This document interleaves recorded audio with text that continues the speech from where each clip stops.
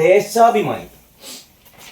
പക്ഷെ ദേശാഭിമാനിയില് പെരുംകൊള്ള, വൻകൊള്ള, കടകംപള്ളി സുരേന്ദ്രൻ, പത്മകുമാർ, വാസു തുടങ്ങിയ കാര്യങ്ങളൊന്നുമില്ല. അതിന് പകരം എന്താണെന്നറിയോ? നുണക്കോട്ട പൊളിച്ച് ഹൈക്കോടതി. നുണക്കോട്ട പൊളിച്ച് ഹൈക്കോടതി. പെട്ടെന്ന് നിങ്ങൾക്ക് മനസ്സിലാക്കാൻ ഒരു ബുദ്ധിമുട്ടുണ്ടാവുകയെ ഞാൻ പറയാം. അതായത് ശബരിമലയിൽ അന്വേഷണം ശാസ്ത്രീയവും നിഷ്പക്ഷവും. അതായത് ശബരിമലയിലെ അന്വേഷണം വളരെ ശാസ്ത്രീയമാണ്, വളരെ നിഷ്പക്ഷമാണ്. ഇതൊന്നും അല്ലാതെ പറയാറുണ്ട്. അതായത് ഈ SITയുടെ അന്വേഷണം ശാസ്ത്രീയമല്ല, നിഷ്പക്ഷമല്ല എന്നൊക്കെ ആരെ പറഞ്ഞതപ്പാ? പ്രതിപക്ഷം പറഞ്ഞിരുന്നോ? ആരെ പറഞ്ഞത്? അപ്പൊ ഇവർക്ക് തന്നെ എന്താ പറയാ, ഈ അന്വേഷണം ഒന്നും ശരിയായ രീതിയിലല്ല എന്ന് ഇവർക്ക് തന്നെ അറിയാം. പക്ഷേ ഇവരുടെ സേഫ് സോൺ, ഇവരിപ്പം വളരെ സേഫ് സോണിലാണ്. എന്ന് പറഞ്ഞാൽ SITയുടെ അന്വേഷണം ഏതാണ്ട് കുറച്ച് സ്വർണം അവിടുന്ന് ഇവിടുന്ന് മോഷണം പോയതാണ്. അത് എന്താ പറയാ, ഈ രേഖകളിലുള്ള തിരിമറി, അല്ലെങ്കിൽ ഈ ദേവസ്വം ഉദ്യോഗസ്ഥരുടെ നേതൃത്വത്തിൽ നടന്ന ചില തിരിമറികള്, ദേവസ്വം ബോർഡ് അവരുടെ ജാഗ്രത കുറവ് എന്നൊക്കെ രീതിയിലാണ് SITയുടെ അന്വേഷണം ഇപ്പോൾ പോയിക്കൊണ്ടിരിക്കുന്നത്. ഇതില് സഖാക്കന്മാർക്ക് ഭയങ്കര ഹാപ്പി, ദേശാഭിമാനിക്ക് ഹാപ്പി. അതാ പറയുന്നത്, ശബരിമലയിൽ അന്വേഷണം ശാസ്ത്രീയവും നിഷ്പക്ഷവും എന്ന് ദേശാഭിമാനിയോട് പ്രഖ്യാപിക്കുകയാണ്. അതായത് ഇതിന്റെ ഉള്ളിൽ കിടക്കുന്ന സഖാക്കളെ കുറിച്ച് ഇതൊന്നും പറയുന്നില്ല കേട്ടോ. അതായത് ഇവര് പറയുന്നത്, ഇന്നലത്തെ ആ റിപ്പോർട്ടില് പോറ്റിയും ഗോവർദ്ധനും ഭണ്ഡാരിയും കൂടിയും ഈ കേസ് ഹൈക്കോടതിയിൽ വന്നപ്പം ഒക്ടോബറില്, അതായത് കേസ് അന്വേഷണം തങ്ങൾ പിടിക്കപ്പെടും, ഇത് സഖാക്കള് നടത്തിയ കൊള്ളയാണെങ്കിലും കൊള്ളയുടെ താഴെ തട്ടിൽ ഇതിനുള്ള കാര്യങ്ങളൊക്കെ നിർവഹിച്ചത് പോറ്റിയും ഭണ്ഡാരിയും ഗോവർദ്ധനയ്ക്കാണല്ലോ. ഇതിനുള്ള എല്ലാവിധ ഒത്താശകളും ചെയ്തു കൊടുത്തത് ആരാണ്? സഖാക്കന്മാരാണ്. അതുകൊണ്ടാണല്ലോ ജയിലിൽ കിടക്കുന്നത്. ഇനി ജയിലിൽ പോകാൻ വേണ്ടിയിട്ട് കടകംപള്ളിയും വാസവനും പ്രശാന്തൊക്കെ ഇങ്ങനെ ക്യൂ സിസ്റ്റാണ്. ഇനി അടുത്തതാരാണ്? അടുത്തത് കടകംപള്ളി, അതിന് പിന്നാലെ പ്രശാന്ത്, അതിന് പിന്നാലെ വാസവൻ, അതിന്റെ പിന്നാലെ ഞാൻ പറയുന്നില്ല, അത് പറയുന്നില്ല, പറയിപ്പിക്കരുത് നിങ്ങൾ. അപ്പോ ദേശാഭിമാനിക്ക് ഭയങ്കര ഹാപ്പി. കാരണം നമ്മൾ നേരത്തെ തന്നെ ഹൈക്കോടതി നിരീക്ഷിച്ചതാണ്, കേസന്വേഷണം ഇഴയുകയാണ്, കേസന്വേഷണം സ്തംഭിക്കുകയാണ്, വൻ തിമിംഗലങ്ങളൊക്കെ ഉണ്ട്, പക്ഷെ ഒരു തിമിംഗലത്തിനെയും പിടിക്കുന്നില്ല, പത്മകുമാറിൽ ഇങ്ങനെ ജാമായി നിൽക്കുകയാണ് എന്നൊക്കെ നേരത്തെ ഹൈക്കോടതി പറഞ്ഞിരുന്നു. ഇപ്പൊ ദേവസ്വം ബെഞ്ച് പറയുകയാണെങ്കിൽ കുഴപ്പമൊന്നുമില്ല, ഇങ്ങനെ പോയിക്കോട്ടെ എന്നാണ് പറയുന്നത് എന്നതിന്റെ അടിസ്ഥാനത്തിൽ ദേശാഭിമാനി പറയാണ്, നുണക്കോട്ട പൊളിച്ച് ഹൈക്കോടതി. ഏത് നുണക്കോട്ടയാണെന്നറിയോ? സ്വന്തം ലേഖിക എഴുതിയതാണ്, കൊച്ചിയിൽ നിന്നാണ്.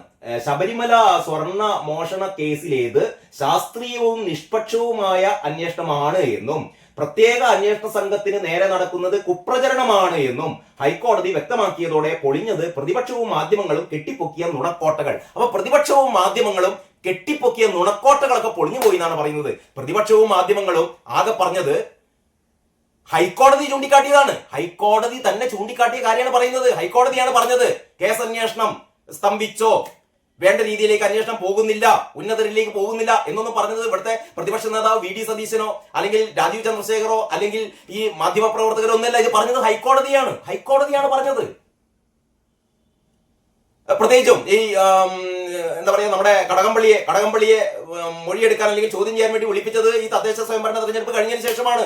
അതിന് മുന്നേ വിളിപ്പിച്ചില്ല. കാരണം ഇതിലൊക്കെ വിജയന്റെ പോലീസാണല്ലോ, വിജയന്റെ പോലീസാണ്. ഹൈക്കോടതിയുടെ നിയന്ത്രണം ഉണ്ടെങ്കിലും അന്വേഷിക്കുന്നതൊക്കെ വിജയന്റെ പോലീസാണ്. അപ്പോൾ വിജയന്റെ ഒരു ഇടപെടൽ, പ്രത്യേകിച്ചും പി ശശിയുടെ ഇടപെടലൊക്കെ ഇതിന്റെ അകത്ത് ഉണ്ട്, നമുക്കൊക്കെ അറിയാം. അതല്ലാത്ത ഇതൊന്നും ഇങ്ങനെയൊന്നും നടക്കില്ല. അല്ലെ, ഹൈക്കോടതിയുടെ നേതൃത്വത്തിലായതുകൊണ്ട് വിജയന് അല്ലെങ്കിൽ പി ശശിക്ക് അല്ലെങ്കിൽ CPM-ന് ഒരു തരത്തിലുള്ള നിയന്ത്രണവും ഈ പോലീസുകാർക്ക് മേലെ ഇല്ല, പോലീസ് ഉദ്യോഗസ്ഥർക്ക് മേലെ ഇല്ല എന്നൊക്കെ കരുതാൻ നമ്മളങ്ങനെ മുലപ്പാൽ മാത്രം കുടിച്ച് ജീവിക്കുന്ന ശിശുക്കളല്ലല്ലോ. നമുക്കറിയാലോ ഇവരുടെ ഇടപെടൽ ഏതൊക്കെ രീതിയിൽ. അല്ലേ, ഈ ഹൈക്കോടതി തന്നെ സ്പെഷ്യൽ ഇൻവെസ്റ്റിഗേഷൻ ടീമിനെ ഹൈക്കോടതി നിയമിച്ചത് ഞങ്ങൾ പറഞ്ഞിട്ടാണെന്ന് പറയുന്ന ആൾക്കാരാണ്. ഞങ്ങൾ പറഞ്ഞിട്ടാണ് ഹൈക്കോടതി ഈ അന്വേഷണത്തെ നിയമിച്ചത്, ഞങ്ങളാണ്. വേറൊരു സഖാവ് പറഞ്ഞത് ഞങ്ങളല്ലായിരുന്നെങ്കിൽ ഇത് കണ്ടെത്തുമായിരുന്നു എന്നാണ് ചോദിച്ചത്. അതായത് ഭരണത്തിൽ CPM അല്ലായിരുന്നെങ്കിൽ ഈ കൊള്ള കണ്ടെത്തുമായി. ഇത് നടത്തിയത് മുഴുവൻ CPM-മാരാണ്, എന്ന് പറഞ്ഞാൽ ഞങ്ങളെ കൊള്ള കണ്ടെത്തിയത് ഞങ്ങളാണല്ലോ എന്നൊരു വിദണ്ഡ ന്യായം കൂടി പറയുന്ന കമ്മികളോട് എന്ത് പറയാനാണ്, അല്ലേ? എന്ത് പറയാനാണ്? അപ്പൊ ഏതായാലും ഇവര് ആഹ്ലാദിക്കുകയാണ്. അതായത് കേസന്വേഷണം വളരെ വളരെ ശാസ്ത്രീയമാണ്. കാരണം പോറ്റി, ഗോവർദ്ധൻ, പങ്കജ് ഭണ്ഡാരി.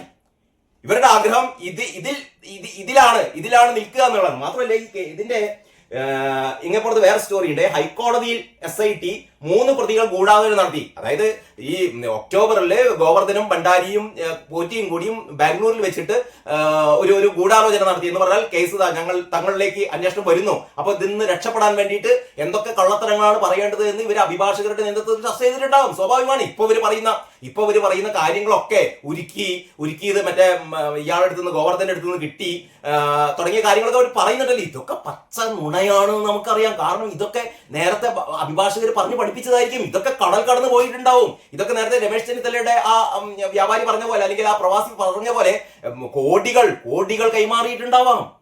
അതിന് പകരം ആകെ ഒരു എന്താ പറയാ കുറച്ച് ഗ്രാം സ്വർണം അവിടെയും ഇവിടേക്കായി. അതല്ലല്ലോ കാര്യം. പക്ഷെ അങ്ങനെയാണ് എന്നാണ് ദേശാഭിമാനി വരുത്തി തീർക്കുന്നത്. ഇതിൽ കടകംപള്ളിയും ഇല്ല, പത്മകുമാറും ഇല്ല, വാസു ഇല്ല. എന്നിട്ട് ഈ വാർത്തയുടെ ഏറ്റവും അവസാനം എന്താണെന്നറിയോ? നിങ്ങൾ ചിരിക്കരുതാരും. ഇതിന്റെ വാർത്ത കൺക്ലൂഡ് ചെയ്യുന്നത്, വാർത്ത അവസാനിപ്പിക്കുന്നത് ഇങ്ങനെയാണ്. മുഖ്യപ്രതി ആരാണ്?